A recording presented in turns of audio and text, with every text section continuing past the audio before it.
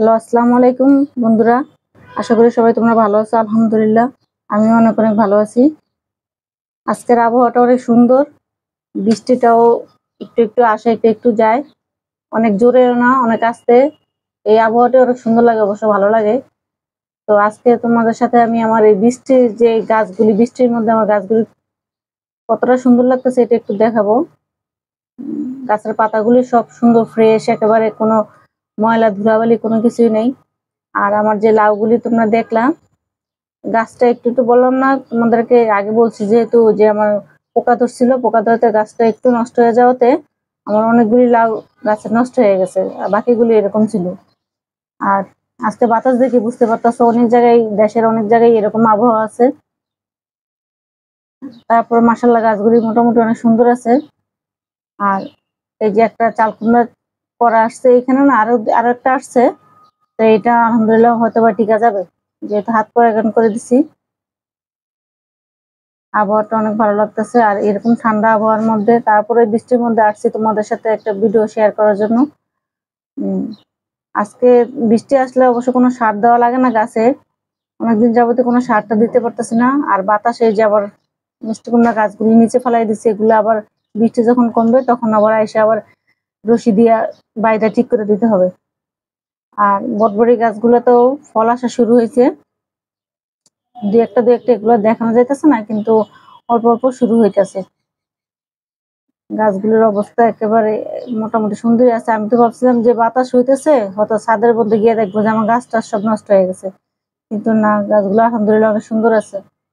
আর আমার এই পেয়ারা গাছটার মধ্যে আমি বটবটি গাছটা উঠিয়ে দিছি, যেহেতু পেয়ারার ফুল এখনো আসে নাই, সেজন্য।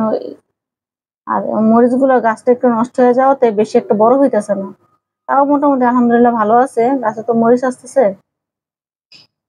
আর সিম গাছগুলিও মোটামুটি আলহামদুলিল্লাহ ভালো আছে এখন পর্যন্ত। এবার যেহেতু একটু আগে সিম গাছগুলো আমি লাগাই দিছিলাম, গাছটা ভালোই বাইতেছে। দেখি তারপরে কি হয়, এখনো ফুল আসেনি। ফুল আসলে যখন, তখন হয়তো বা বেশি দিন লাগবে না ফুল আসতে। আর আমার এই শশা গাছটা বিচিটা হচ্ছে তোমার শশা পড়ে নাই, যেহেতু একটা শশা একটু বড় হয়েছিল, দেখলাম এটা শশা না, আমরা যেটা ক্ষীরা বলি ছোট, ওইটা হয়েছে।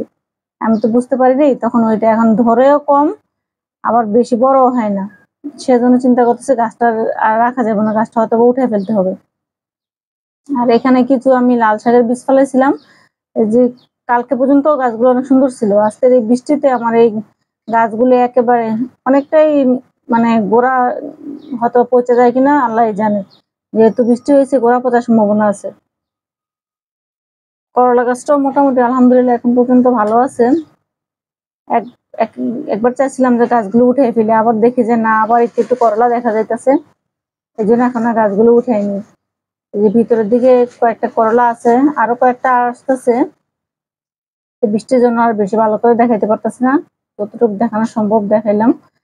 আর সার বলতে একই জিনিস, জৈব সার ব্যবহার করি। মাসে একবার হয়তো বা একটু হাড় কুচি, শিং কুচি, এগুলো একটু ব্যবহার করি। আর আজকে কয়েকদিন যাবতে আমি সরিষার ফুল ভিজিয়ে রাখছি, কিন্তু বৃষ্টির জন্য দিতে পারতেছি না। যেদিন চিন্তা ভাবনা করি একটু দিব, তখনই আবার বৃষ্টি আসে।